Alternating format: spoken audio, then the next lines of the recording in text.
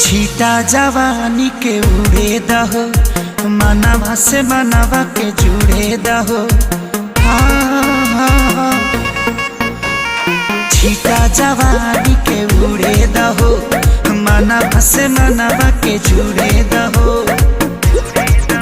आज सुते दरिया तान के तान के तान के टूट जाए राजा जी, टूट जाए राजा जी पलंग सागवान के, टूट जाए राजा जी पलंग सागवान के।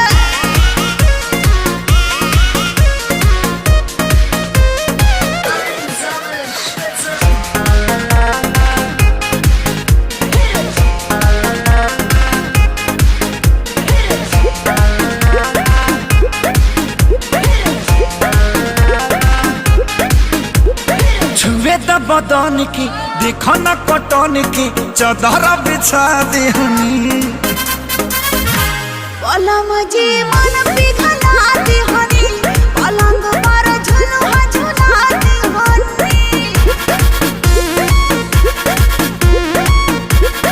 छुए द बदन की देखो न कटन की, चदर बिछा देहनी।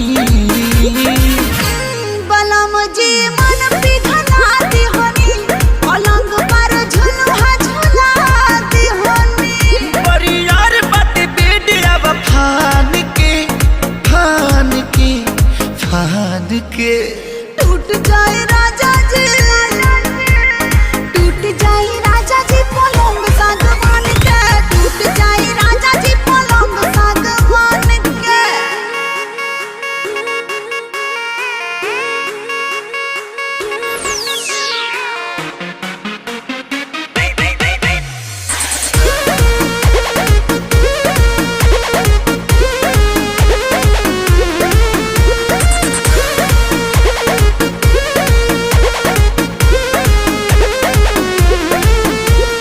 बने तब बेसरमी देहिया में गरमी पैठे लागी हो। कमरिया ऐठे लागी हो, नस नस बैठे लागी हो। बने तब बेसरमी देहिया में गरमी पैठे